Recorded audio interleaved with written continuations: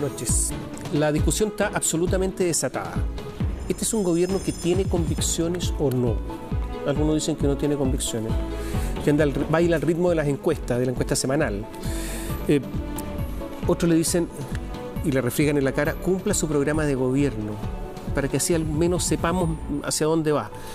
En fin, lo que ha pasado los últimos días es que hay una crítica acerada en contra del gobierno, no solamente de la oposición, sino que también de muchos sectores del oficialismo. De eso, de la situación política, de lo que pasa también con la oposición, conversamos con Patricio Navia, profesor de la Universidad de Nueva York, cientista político, columnista. Muy buenas noches. Hola, buenas noches. ¿Tiene convicción el gobierno, no? No sabemos, si las tiene no las muestra mucho, pero no ha sido un gobierno que ha gobernado tradicionalmente como un gobierno de derecha, ni siquiera como un gobierno de derecha moderado. Apenas empezó el gobierno, este gobierno se tomó de dos temas que no necesitaba tomar. Uno, la creación de un nuevo ministerio, el Ministerio de la Ciencia. Los gobiernos de derecha en general quieren achicar el Estado, no hacerlo crecer, y un Ministerio de la Ciencia suena casi kafkiano.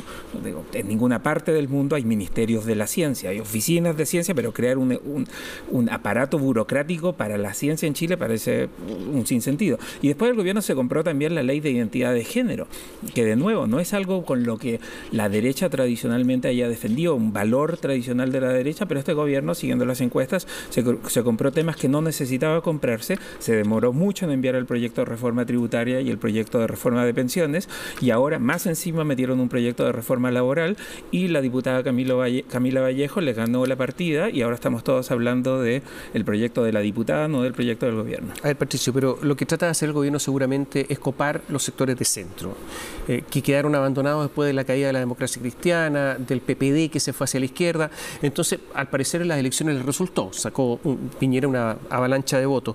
¿No será eso lo que está tratando con la ley de identidad de género y con todo ese tipo de iniciativas? Pues yo creo que la elección Piñera la ganó precisamente porque la alternativa no era muy buena, ¿no? Alejandro Guillén empezó con una campaña que partió por el centro y terminó citando al Che Guevara y diciendo que le iban a meter la mano al bolsillo a los poderosos, que tampoco era un discurso muy de centro. Creo que lo que necesita hacer la derecha es decir, o el gobierno de Piñera es decir, estas son mis convicciones, desde aquí yo parto y desde aquí me puedo ampliar y tener un arco iris que llega a todas partes. Patricio Aylwin era un tipo de centro, bastante conservador, pero él dijo, yo voy a liderar un gobierno que sea amplio, pero desde aquí estoy. Esta es mi raíz ideológica y que quede bastante claro.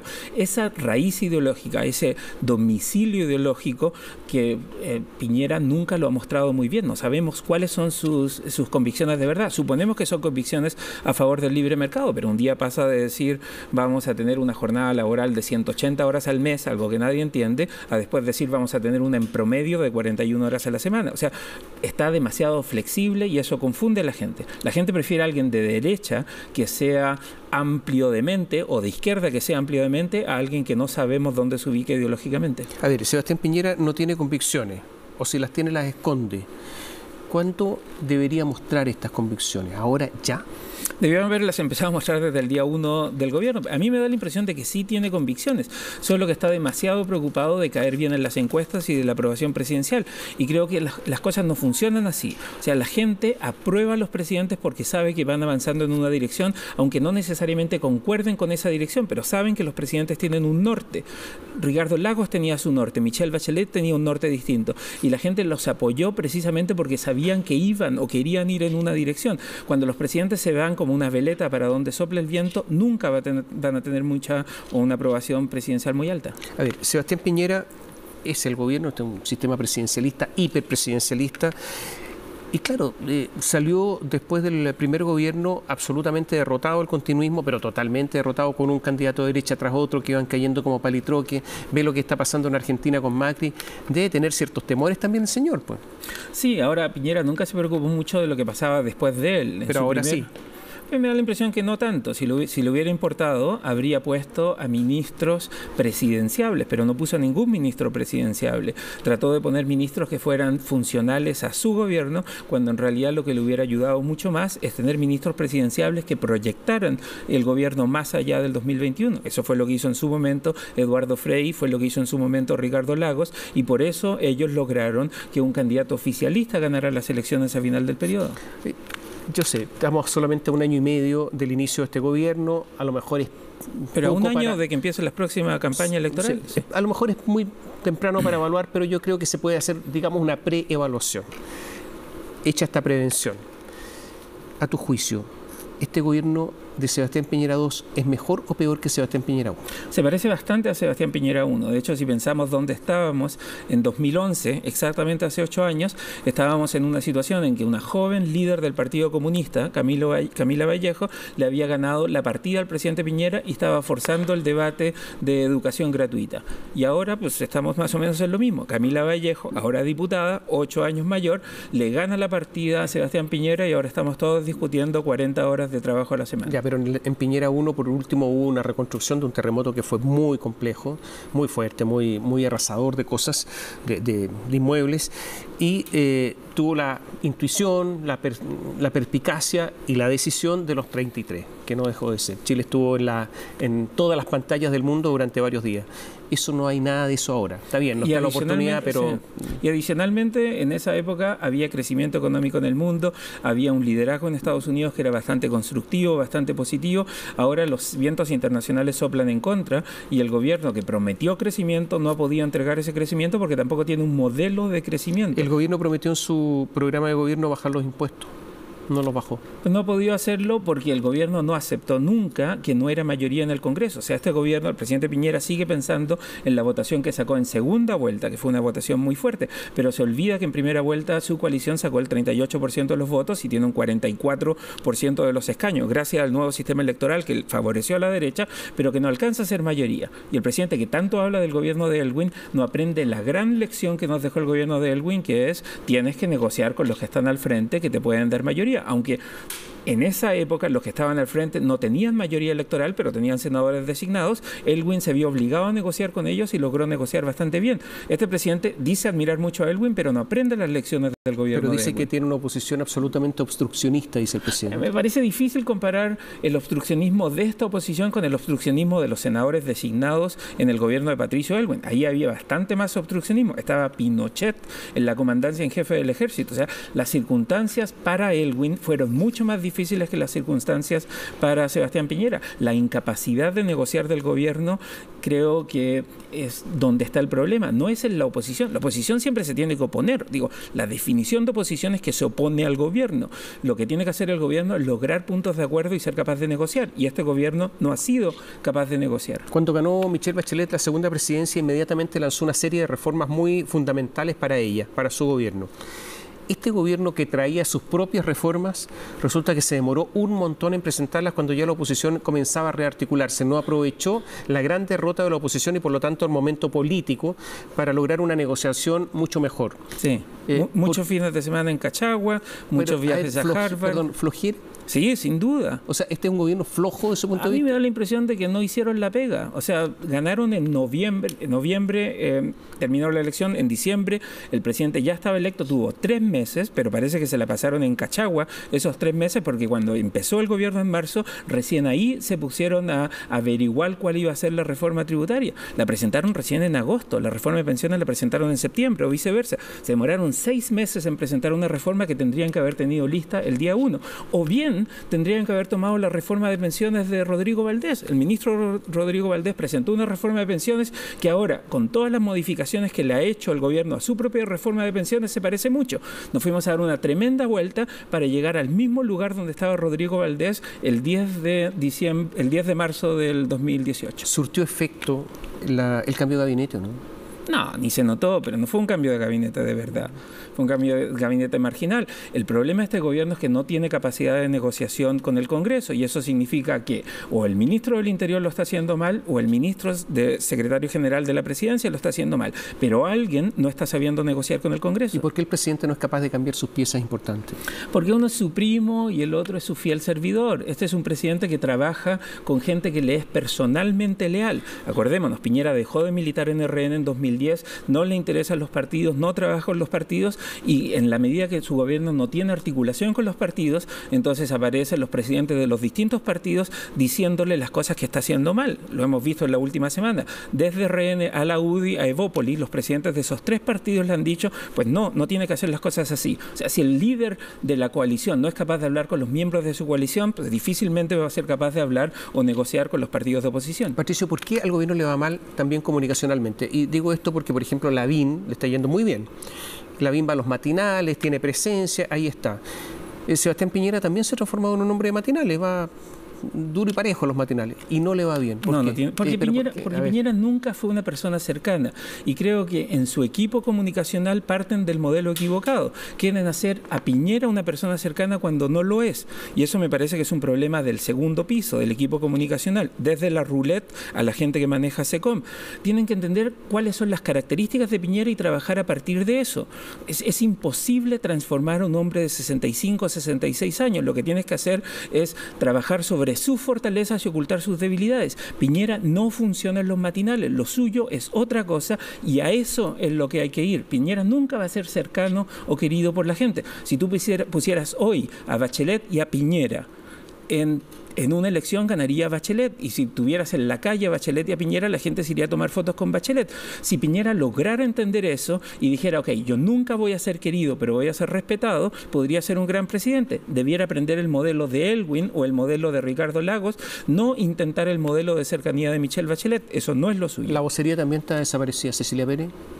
Sí, ahora el problema de Cecilia Pérez es que es difícil ser vocera cuando eres vocera del presidente Piñera. O sea, Cecilia Pérez solo puede ser complementaria a la vocería de sí mismo que hace el presidente Piñera. Pero de nuevo, ese es un problema de diseño del presidente Piñera. Cecilia Pérez podría ser una gran vocera de otro presidente, pero con Piñera las cosas son un poco más difíciles. Oye, vamos a hacer un alto, te voy a dejar preguntas planteadas. ¿Tú estás de acuerdo con Giorgio Jackson de que el gobierno debiera hacer propio el proyecto de Camila Vallejo? O sea, adherirse al proyecto del Partido Comunista.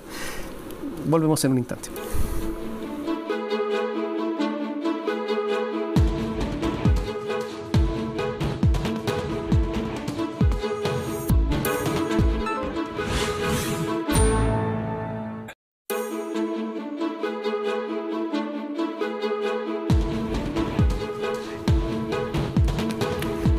Conversamos con Patricio Navia y la pregunta quedó planteada.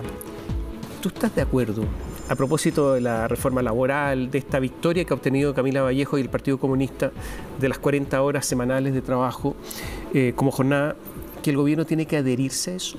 Yo creo que no, pero creo que lo va a hacer. O sea, creo que es un error hacerlo porque el gobierno defendía un modelo distinto, una idea distinta, pero creo que el presidente no va a resistir la tentación y se va a querer subir a esta micro y decir que él siempre pensó en 40 horas semanales y que al final su proyecto va a lograr, y lo va a tener con letra chica, como siempre lo hace, 40 horas promedio a la semana. Pero nadie está de acuerdo con eso. O sea, ni siquiera sus propias huestes están de acuerdo con esa decisión. Porque nadie entiende lo que significa 40 horas promedio. Pueden ser 60 y 20 y no tienen ningún sentido. En el mundo la idea eran 8 horas de trabajo diarios y 40 a la semana, y si trabajabas más te pagaban horas extras. Puede ser imposible hacerlo, puede ser una mala idea para la economía, puede aumentar el trabajo informal en Chile. O sea, hay una serie de razones por las que esto podría ser una mala idea, pero es una idea simple y poderosa, y cuesta entender que un país que quiere ser moderno y OECD tengamos más horas de trabajo que los países normales en la OECD. Pero el país está en el penúltimo lugar de productividad de la OCDE. Pues es distinto. Ahora, problema de la productividad también tiene el gobierno. O sea, creo que los problemas de productividad pasan por todas las dimensiones. Te insisto en el punto de los fines de semana en Cachagua. O sea, en Nueva York la gente trabaja, mucha gente trabaja, en particular los comparables, ¿no? Trabajan los fines de semana y trabajan mucho y parten a las 8 de la mañana y terminan a las 9 de la noche. Aquí los traders de la bolsa llegan a las 9:30 y se van a las 4 o 5 de la tarde. No funcionan así las cosas. La cantidad de feriados que hay en Chile son increíbles. Ahora estaba pensando, en septiembre vamos a tener 3 días feriados. Es impresionante. Eso no pasa. Es una semana completa. En la práctica, una semana completa. De 4, 1. Digo, recién tuvimos otro que era jueves y la gente se toma el viernes. ¿Pero tú crees que eso se soluciona bajando el número de horas trabajadas? No. Se soluciona con con un cambio cultural, pero también se soluciona desde el gobierno hacia abajo. Tú llamas a las 6 de la tarde a la gente del gobierno y ya no hay nadie. El ministro Valdés, el exministro de Hacienda de Michelle Bachelet, está en contra de la jornada incluso de 41 horas. Dice que y sacó unas cuentas, la están sacando varios, dice, bueno, pero a ver, 4% adicional de cotización previsional. Se subieron los impuestos empresariales, están entre los más altos del mundo en este momento en Chile. Y a eso se le suma todo esto, disminución, la ecuación dice no da. Sí, yo le decía a mi suegra que le va a subir bastante sus gastos comunes del departamento, porque hay que pagarle un 4% adicional de cotización y un 11% adicional por la disminución de las horas. Y ahí mi suegra decía, chuta, va a tener un efecto sobre lo que... ¿Por qué lo dice la suegra y no el presidente? Pues el presidente quiere ser popular y el presidente es incapaz, y en particular su ministro del Trabajo, que también es incapaz de comunicar. O sea, Camila Vallejo ha sido mucho más exitosa que todo el aparato del gobierno en comunicar un mensaje. Leí en el diario La Tercera el domingo, un reportaje, lo tengo acá, algo que me impresionó, no sé si lo viste, y es la historia de cómo se tomó la decisión de las 41 horas, o sea, de prácticamente adherir al proyecto de Camila Vallejo. Y decía que el gobierno no le preguntó al ministro de Hacienda, que simplemente se reunieron, se dijeron esto es bueno, no le comunicaron a los partidos, ni a los dirigentes, ni a nadie, pero no le comunicaron a Felipe Larraín, el ministro de Hacienda, lo dejaron placé y tomaron la decisión nomás. Sí. Y llamaron a La Moneda a parlamentarios de gobierno diciendo vengan porque hay un anuncio importante, no le dijeron qué anuncio. Con todo mi respeto, si el ministro de Hacienda no renuncia por eso, se convierte en un yes man. Debía irse, ¿no? Después de nunca más le van a preguntar nada. O sea, si una decisión así de importante pasa inconsulta, todas las próximas decisiones no van a ser inconsultas. Pero por dignidad no debería irse. Si yo fuera él, me iría, pero parece que él está bastante cómodo, nadie lo molesta mucho. Se va a quedar. ¿Y el ministro del Trabajo debería irse también, no? Hace rato. El ministro del Trabajo logró convertir a Camila Vallejo de nuevo en la principal líder de oposición. ¿Cómo entiendes tú que un gobierno de derecha, que teóricamente un gobierno de técnicos, donde ahí sí que prima en teoría la excelencia, presenta este proyecto, dicen hay un montón de estudios, nadie encuentra los estudios, no es que hay mayor productividad, nadie encuentra los estudios sobre productividad, nadie encuentra nada de lo que dicen. No es verdad que haya estudios. Yo creo que hay grandes técnicos en la derecha, pero no hicieron estudios sobre están en el gobierno. O sea, Nicolás Monkever nunca destacó como un gran parlamentario, nunca destacó como un gran abogado y ciertamente no es un gran técnico. No están los técnicos se quedaron en los think tanks porque entraron al primer gobierno y los terminaron sacando cuando entró toda la clase política con Pablo Larraín y ahora no quisieron volver.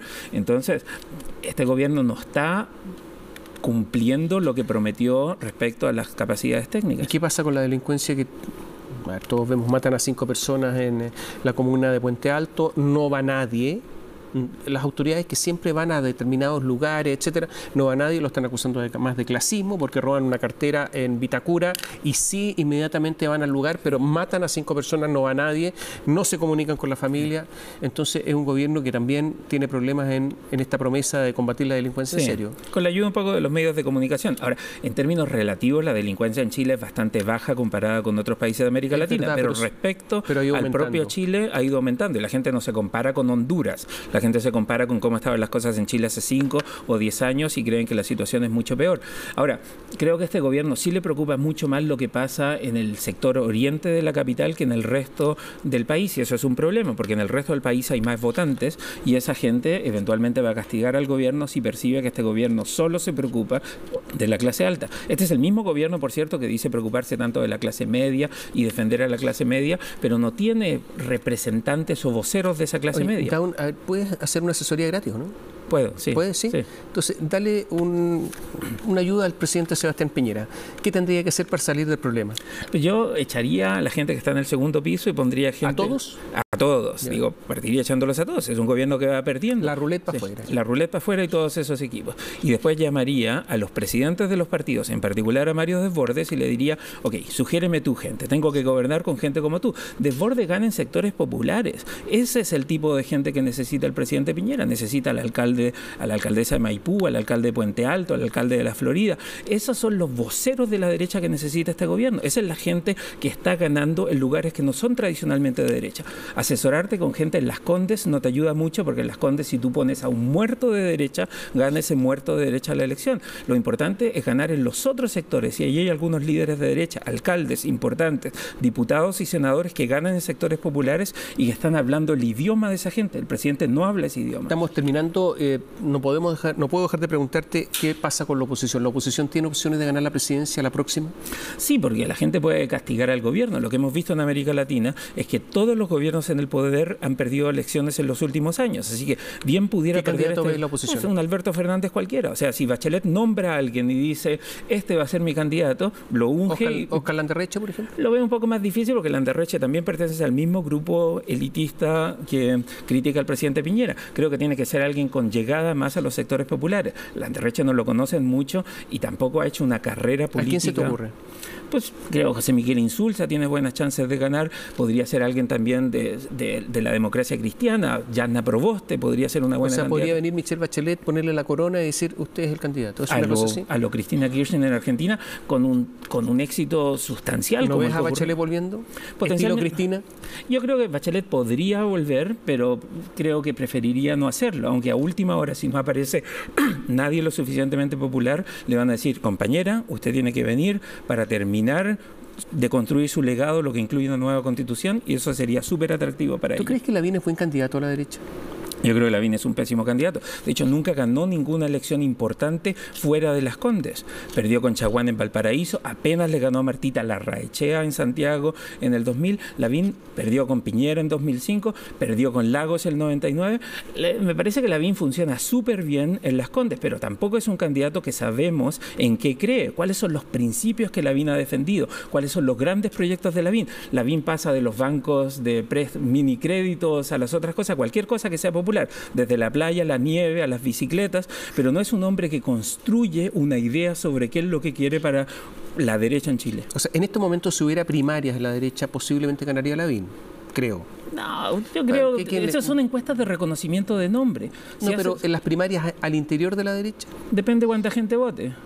No, yo creo que es difícil decir eso. ¿Quién crees tú que podría ganar la derecha? Va a estar entre José Antonio Kast, Osandón, Lavín. Creo que me parece que esos son los tres candidatos. Seguramente Kast no va a ir a las primarias en la derecha. Pues depende cuánta gente vaya, pero Kast tiene un cierto atractivo, le quita una cierta votación. ¿Te refieres, perdón, a cuál Kast? A José Antonio Kast. Sí, Felipe Kast lo destruyó. Posiblemente no vaya a la derecha, no vaya a las primarias. Puede irse por fuera y eso, pero José Antonio, si van 4 o 5 candidatos, Kast podría pasar a segunda vuelta con un 20% de los votos.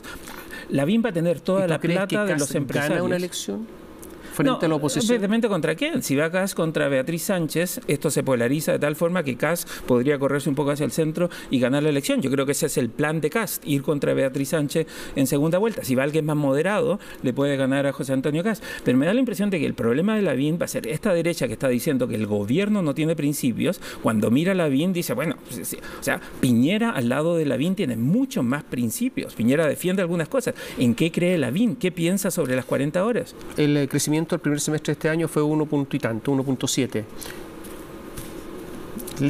Lejos de lo que pretendía el gobierno, 3,8 pretendía el gobierno para este año. Por lo tanto, esto puede ser el orificio bajo la línea de flotación del gobierno? Pues depende cuál es la alternativa. Si la gente cree que con un gobierno de izquierda vamos a crecer todavía menos, entonces 1.7 puede no ser tan malo. Creo que el desafío de la izquierda es demostrarle a Chile que ellos sí pueden generar más crecimiento y más empleo. No solo hablar de redistribución, sino también de crecimiento y de empleo. Y hasta ahí la izquierda todavía no hace eso. ¿La izquierda va a ser liderada por Revolución Democrática ideológicamente? Creo que no. Si la izquierda es liderada por Revolución Democrática, entonces la derecha tiene buenas chances de ganar la próxima elección. La izquierda gana cuando se modera. En Argentina ganó Alberto Fernández porque era mucho más moderado que Cristina. Si la izquierda se corre muy a la izquierda, la gente se va a asustar y va a decir queremos cambios, pero no tantos cambios. Gracias por estar con nosotros. Y a ustedes muchas gracias por seguirnos. Buenas noches.